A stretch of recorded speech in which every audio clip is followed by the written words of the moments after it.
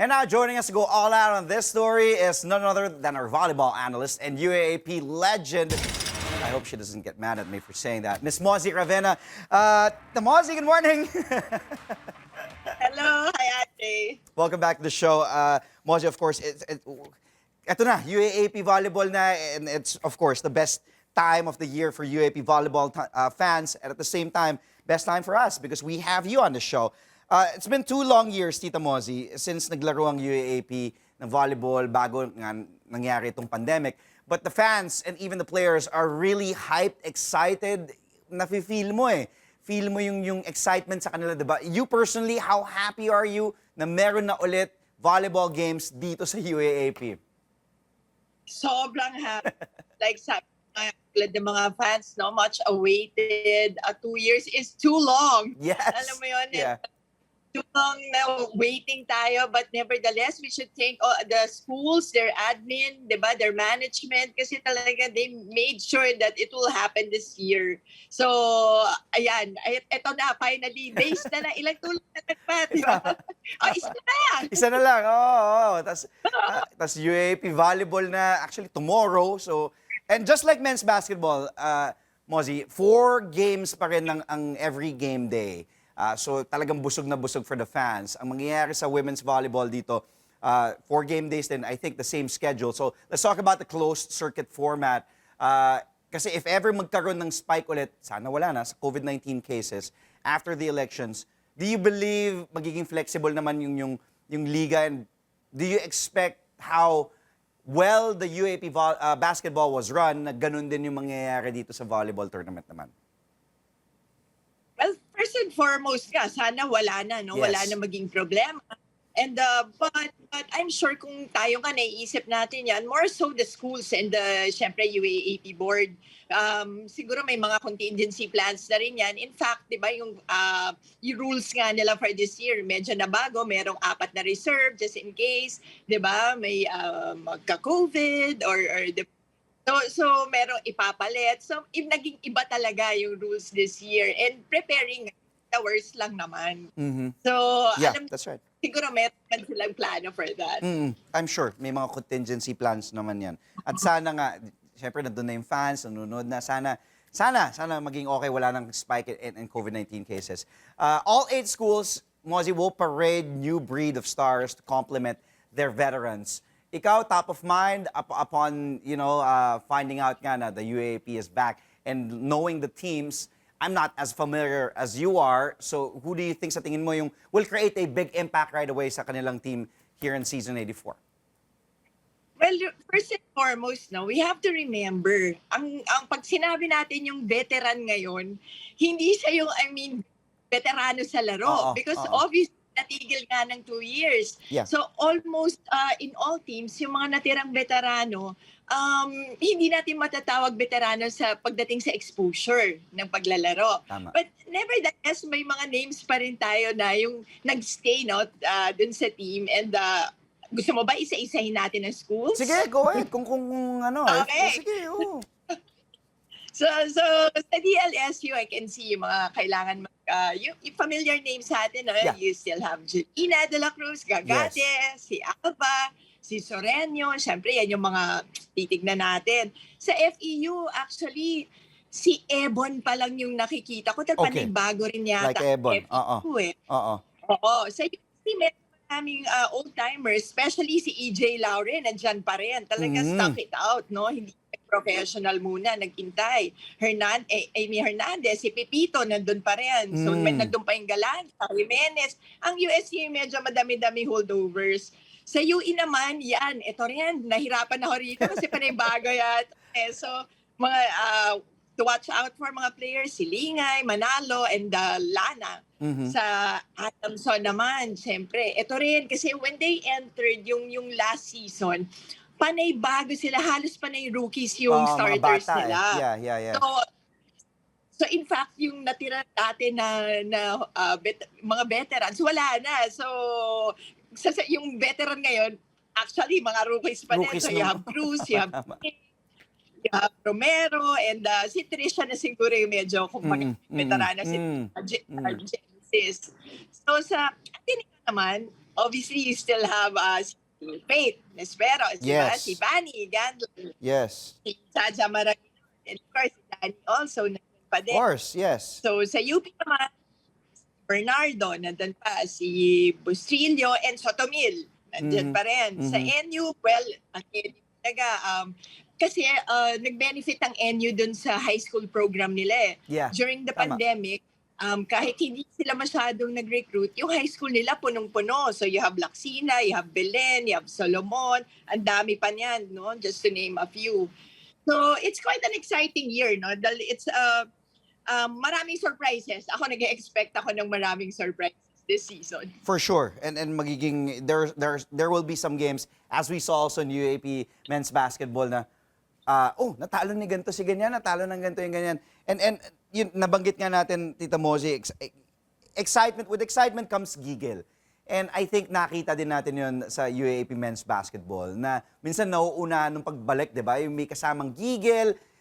Do you think the eagerness of the players will also be evident here? Mas makakatulong ba, or at the same time we can expect some rust dahil 2 years ngang walang UAAP volleyball, this kind of volleyball level?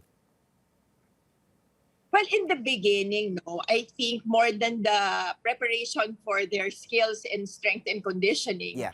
ang kailangan national management siguro, especially in the first round. Kasi lahat nga gigil talaga. Yeah. So it's really how the coach prepare yung management, the emotions, and obviously lalabas din dyan yung character ng team, di ba? Yes, So ano ba yes. yung na-build in the pandemic, di ba? During the pandemic. So magiging important yan. Kasi obviously, ako sa akin, of equal footing naman eh. Lahat nagka-problema din naman during the pandemic. So, Right. it's just that, yun nga, how the coaches addressed it or the school addressed yung mga practices nila, and obviously, pati mental, syempre, mental preparation. Well, Mozzy, stay where you are. Let's take a quick break. Our UAP women's volleyball discussion with the one and only Mozzy Ravena will continue when we return. Our guest today, of course, volleyball analyst Mozzy Ravena. Mozzy and I have been previewing the UAP women's volleyball tournament season 84, happening tomorrow already at the Mall of Asia Arena. So a brief preview of sorts dahil nga 2 years na nawala. So we're trying to refresh our memories with the help of the one and only Mozzy Ravena. Moz, you mentioned UST having a stacked team. Of course, top of mind there, EJ Laure is still there. Hernandez also there. UST FEU tomorrow to begin the new season. Your thoughts on that matchup, UST FEU, to start this brand new season in the UAAP?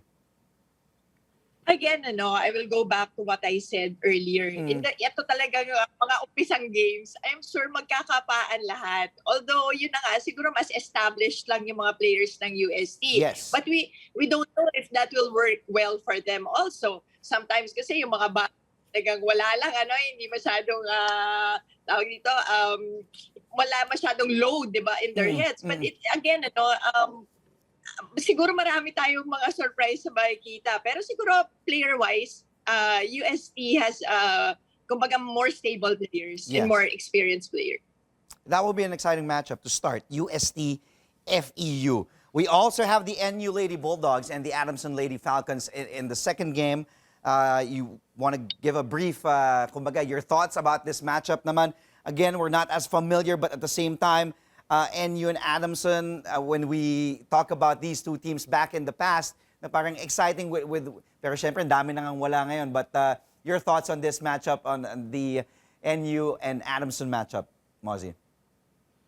Alam mo, Andre, if there's two schools na hindi masyado ng problema pagdating sa recruitment during the pandemic, itong dalawang schools to, Adamson and you know why? Because they beefed up their high school program. So that's why ang umakyat from high school to the collegiate level. So hindi na kailangan masyado mag-recruit. So I think that's a laking bawas din sa problema during the pandemic din sa mga teams. So these are the two schools na ganun ang nangyari. But then again, syempre ang maglalaban na dyan, syempre yung skills preparation, and again, yung mental preparation at character ng bawat teams. No? So, pero itong tawag pagkatao per tao, medyo loaded rin talaga. Opening day game also, ito, sinimulan kagad ng Ateneo Lasal ng UAAP, and that game will be at 4 p.m. Kumbaga, first game pa lang, we're back! And then Ateneo Lasal kagad. Of course, Ateneo, you mentioned your única hija, Danny, and she's also considered as one of the leaders of this team now. And it's always a treat whenever these two teams go at it. Diba? Alam naman natin yan, arch rivals, kahit anong sport pa yan. Now, should fans temper their expectations muna dito sa Ateneo Lasal game in women's volleyball in 2 years, or do you expect right away a explosive matchup, maybe a 5-setter right away? I don't know. What are your expectations with this Ateneo Lasal opening day matchup? Well, kung pag-uusapan natin ng explosive, hindi pa nga naglalaro yan dalawang yan, explosive talaga, diba? Yun ang gusto natin. Ay, grabe. Yun ang gusto ko. Oo. Grabe talaga. Hindi pa nagsisimula yung laro. Yeah. So, at any rate, yan, syempre, malaki, pag Ateneo Lasal, malaki yung, tawag dito, at stake yung pride kasi, Yes. more than anything else. That's right. So, lahat ng players try to step up talaga and get that win, di ba, over the other. But, once again, makikita kagad natin kung ano bang preparasyon ng ginawa ng Ateneo, ano bang preparasyon rin ginawa ng Lasal. Plus, again, yung mga ipaparade nila ng mga bagong mukha, di ba? Bagong players. Ano ba ang dala-dala ng mga players na to, di ba? And how they can help their teams, respective teams. Let's talk about Michelle Cobb. She did post on social media, and she will be a big loss para dito sa Lasal as she decides to forego her final year with Lasal. But for you, Tita Mozzy, sino kaya sa tingin mo most likely will step up? Alam naman natin pagdating sa Lasal, may mga magic bunot din si Coach Ramil. Who do you see as someone filling in for the void na kailangan na i-fill without Michelle Cobb now? Well, tama. Malaking kawalan talaga, no? Super. For Lasal Michelle. Dahil, kumbaga, siya na yung veterano supposedly this year, Yeah, di ba? And that's yeah. a big boost talaga sa team. But never, I'm pretty sure, alam naman na nila Coach Ramilian way before, di ba? So, nag-prepare na rin yan ng mga setters na could actually take care the setting job pagdating sa pagpalit kay Michelle. Alam ko si Alba yung dati nila yung setter. I'm sure she'll do a great job kasi kahit pa paano nagka-experience naman din. And yun nga, ako yan yung element of surprise na gusto ko eh. Ayun, let's say, ever since naman ang Lasal, di ba, hindi natin masyadong alam, di ba, pre-season kung ano yung mga nangyayari doon sa team. So once again, that way, and more than pa nga, di ba, dahil nga sa pandemic. Mm-hmm. Well, but I expect Lasal always ready, di ba? Always ready to fill in anyone. For sure. Kasi I'm sure may mga magic bunot yan, but again, it's kumbaga si Michelle Cobb na yung ginroom as that setter, and then wala yung kumbaga veteranong setter mo. But let's see kung ano yung mga surprises dito ng Lasal. Okay, let's have and talk about this closing out opening day games at 6 p.m. UP UE. As we've mentioned, UP is among the teams na wala yung mga standout nila. Of course, Isa Molde, wala na. Tots Carlos, to be exact. Sino mga nakikita mong players dito na mag-fill ng void of course, sa pagkawala din ni Tots and ni Isa? And sino naman ang mga dapat abangan, Mozzy, sa UE? Well, alam mo, napakahirap talaga dahil both, pero naman two teams na talagang bago yung lineup. Ito namang dalawang schools na to na magtatagpo nga on the first day. Like UE, as I mentioned, they have Lingay, Manalo, Lana. But of course, when it comes to UAAP experience, alam mo, pag umapa ka na ng MOA, medyo iba na yung pakiramdam di ba? Even alam mo na yung gagawin at practice, pero iba pa rin talaga pag nandiyan na real game. But ang UP din, I know, aside from si Sotomil, tsaka si Bernardo and Bustillo, marami rin silang rookies eh. I think nanood sila na isa niya, pinofocus sila, wala nga akong makilala masyadong face dun sa team. Nevertheless, again, si coach naman, I'm sure yung preparation niya, ganun din, di ba? Sabi nga niya, it's a volleyball crisis. So, I'm sure he addressed it also. Well, Mozzy, always a great time talking to you, especially about volleyball.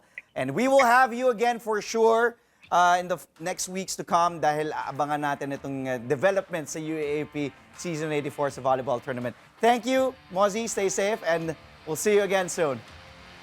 Thank you. Again, we just spoke to the one and only volleyball analyst and UAAP legend, Mozzy Ravena.